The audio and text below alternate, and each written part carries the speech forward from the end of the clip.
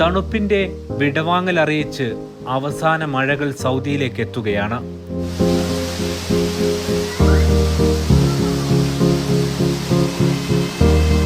ദമാമിലും റിയാദിലും ഹായിലും ബുറൈദയിലുമെല്ലാം ഇടിവെട്ടിയത് പെയ്തു.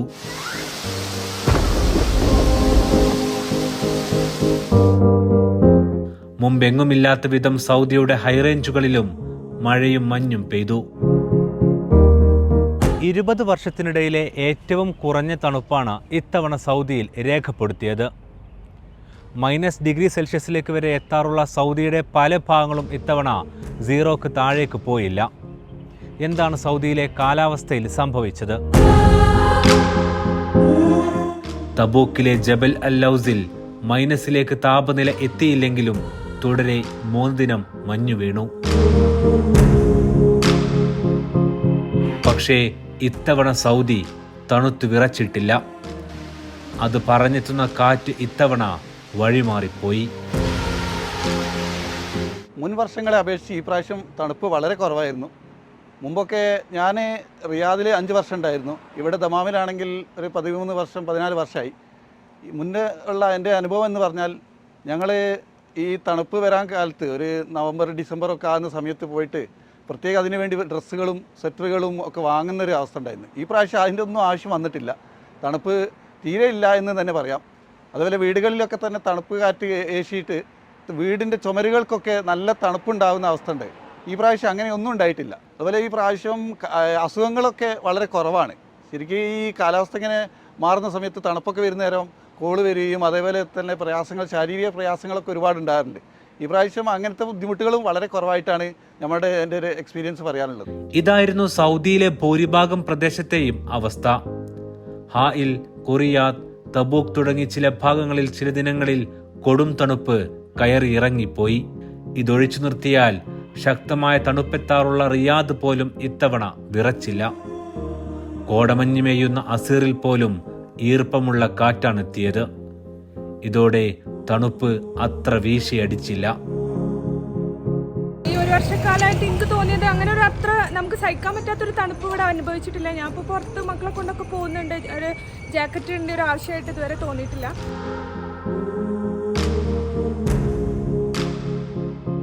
വൈകിയാണ് ഇത്തവണ സൗദിയിൽ തണുപ്പ് കാലം എത്തിയത് തന്നെ. തണുപ്പ് കടുപ്പമേറുമെന്നായിരുന്നു കാലാവസ്ഥാ കേന്ദ്രത്തിന്റെ ആദ്യ പ്രവചനം.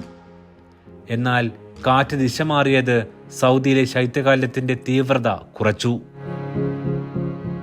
ഈ വർഷം സൗദിയുടെ പല ഭാഗങ്ങളിലും കാലാവസ്ഥ വ്യതിയാനമായിരിക്കാം. തണുപ്പ് വൈകിട്ടാണ് വന്നത്. അതുകൊണ്ട് തന്നെ കടുത്ത തണുപ്പ് ഫീൽ ചെയ്തിട്ടില്ല. അസീർ മേഖലയിലും സദൈവ തണുപ്പ് വൈകിട്ടാണ് വന്നത്. തീവ്രത ഫീൽ ചെയ്തിട്ടില്ല. കിഴക്കൻ പ്രവിശ്യയിലെ എണ്ണ കമ്പനികളിലുള്ള ജീവനക്കാർക്ക് ഇത്തവണ ജാക്കറ്റ് പോലും പല കമ്പനികൾക്കും നൽകേണ്ടി വന്നില്ല. തണുപ്പ് കുറഞ്ഞതിനാൽ സൗദിയിൽ കൂടുതൽ വിനോദ പരിപാടികൾ ഇത്തവണ പുറത്താണ് നടന്നത്. 12 വർഷമായി സൗദി അറേബ്യയിൽ ജോലി ചെയ്യുന്നു. ഇവിടെ ഏകദേശം 2012 വന്നതാണ്. ഓയിൽ ആൻഡ് ഗ്യാസിലാണ് ഇപ്പോൾ ജോലി ചെയ്യുന്നത്. അപ്പോൾ അന്നൊക്കെ വരുന്ന സമയത്ത് നല്ല തണുപ്പായിരുന്നു ഇവിടെ. ഞങ്ങളുടെ കമ്പനി തന്നെ പ്രത്യേകിച്ച് പ്രിക്കോഷൻസ് എടുത്തിട്ടാണ് നമ്മുടെ ഫീൽഡിലൊക്കെ വിടുന്നത്. റിഗിലൊക്കെ ജോലി ചെയ്യുക എന്ന് പറഞ്ഞത് വളരെ ബുദ്ധിമുട്ടുള്ള ഒരു അവസ്ഥയായിരുന്നു.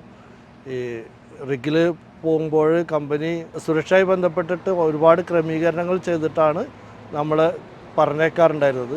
പക്ഷേ ഇപ്പോൾ ആ തണുപ്പ് കുറഞ്ഞ് ഇപ്പോൾ ഈ വർഷമൊക്കെ തീരെ തണുപ്പ് അനുഭവപ്പെടാത്ത അവസ്ഥയാണുള്ളത്. ഇവിടെ മഴ പെയ്തെങ്കിലും നമ്മൾ പ്രതീക്ഷിച്ചിരുന്നത് ഒരു തണുപ്പായിരുന്നു അതിനുശേഷം. പക്ഷേ ആ തണുപ്പുണ്ടായില്ല. ഇപ്പോൾ ചൂട് ഓൾറെഡി തുടങ്ങിക്കഴിഞ്ഞു. തണുപ്പ് കുറഞ്ഞതുകൊണ്ട് ഈ സീസണിൽ നമുക്ക് പുറത്ത് ചെലവഴിക്കാൻ കൂടുതൽ സൗകര്യമുണ്ട്.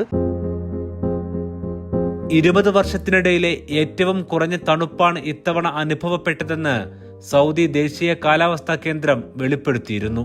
രാജ്യത്തെ നഗരങ്ങളിൽ എവിടെയും താപനില -°C താഴുന്നില്ല. സാധാരണ തണുപ്പ് ഒരു തീക്ഷ്ണത ഈ പ്രാവശ്യം നമ്മളെ ഈ ഏരിയയിൽ കണ്ടിട്ടില്ല.